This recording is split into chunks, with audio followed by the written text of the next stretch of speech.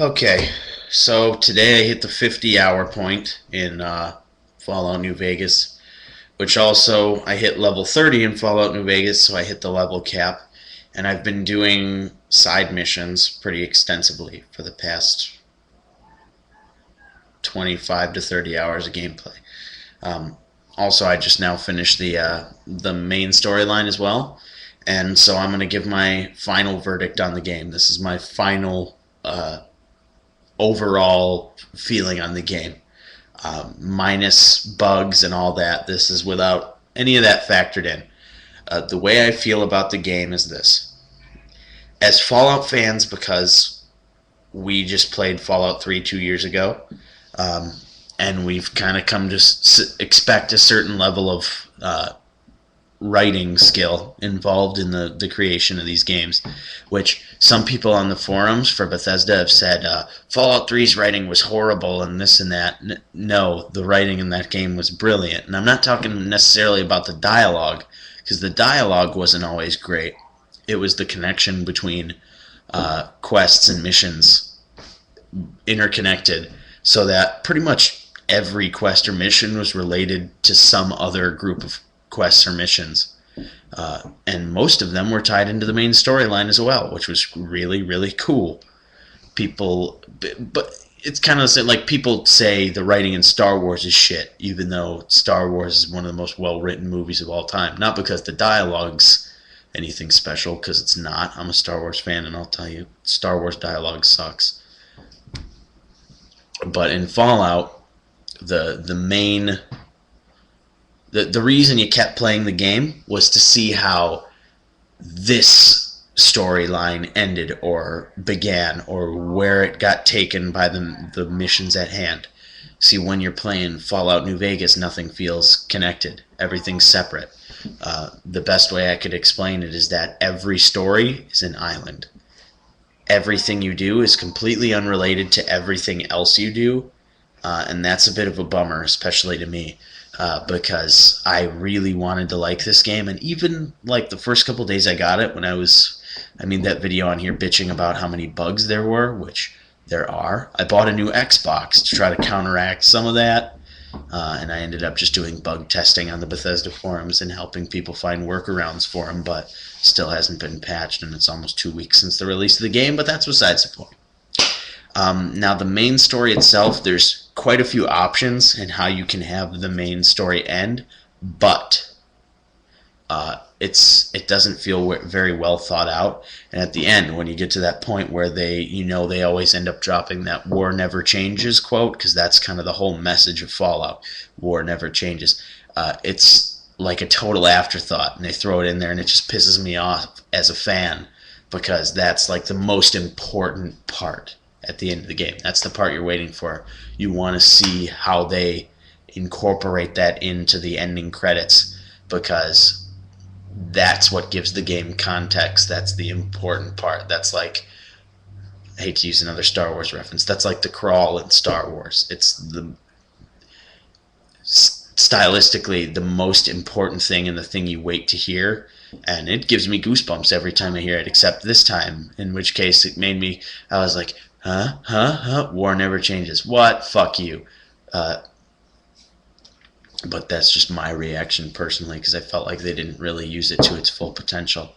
Um, the addition of factions and stuff is cool. However, I think it actually ultimately takes away from the game more than it adds to it, because like when you were in Fallout 3, there was kind of a faction system there as well, except it was more implied than literal, because like the Brotherhood of Steel, you're technically building rep with them as you do missions. You just don't see on the screen how much they like you, which is kind of a good thing in that it's more realistic. Uh, and it gives the game a little greater sense of mystery and makes it so you don't really know what's coming. In Fallout New Vegas, you can predict the story the entire way, all the way through.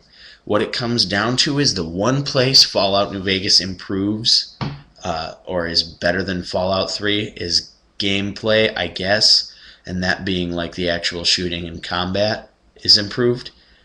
because like the weapon add-on system and all that is cool. However, the crafting system is horrible in this game. I don't think I crafted a single thing, even at 100 repair. Why? Because they don't really give you any options to. And if they did, I didn't find them, and I played the game for 50 hours. So you'd think if they were there, I would have picked them up. That's just my opinion.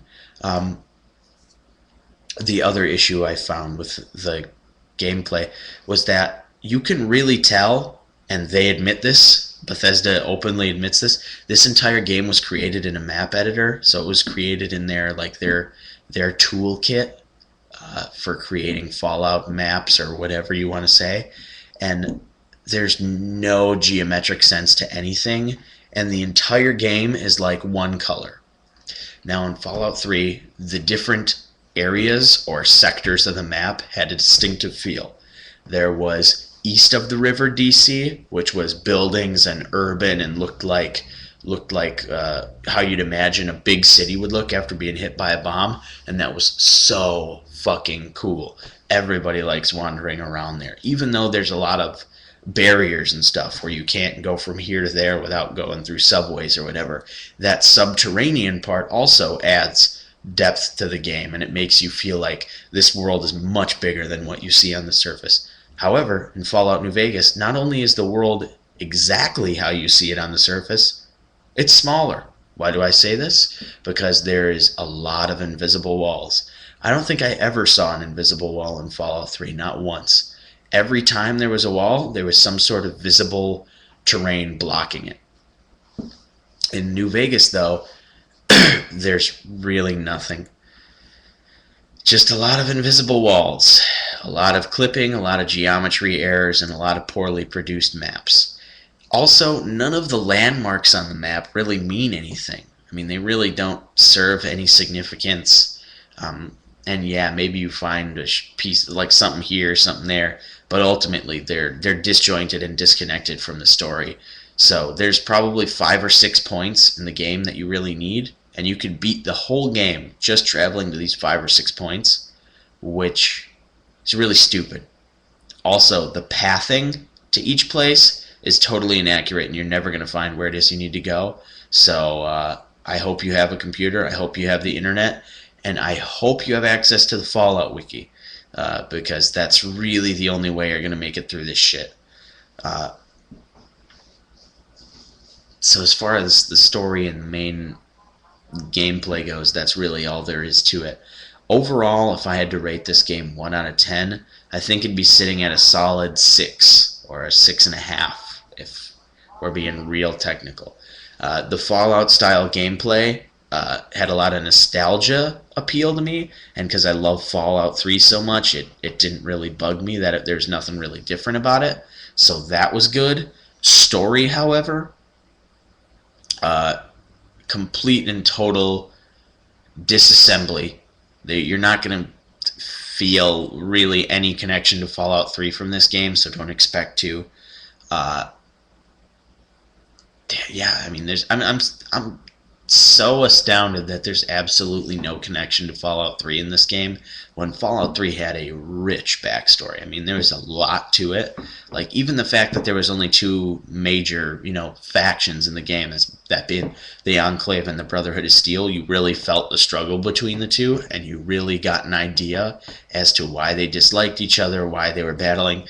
In Fallout New Vegas, you're just kind of given 1 point in geography, and you're told they're fighting over this because there's power there. Okay. That's fucking lame. Well, it's like, it just doesn't have any gravity whatsoever. So I'd say a solid 6 out of this game. I would not recommend anybody buy this game at the $60 price tag. For instance, I got a lot of play out of it. I got a lot of play out of it because I knew I was going to come back on here and do a review, and I love bitching. It's one of my favorite things to do. However, I bitch very well. Although I can be really fanboy-like in a lot of ways too. If something's good, I will say it's good. This, however, is solidly mediocre. It's exactly what I've come to expect from Obsidian. I played Knights of the Old Republic 2, and it was pretty much the same thing. So overall, I'd say don't buy this game until it ends up on the Platinum Hits section, and it will, because a lot of people mistakenly bought it. Thank you for watching.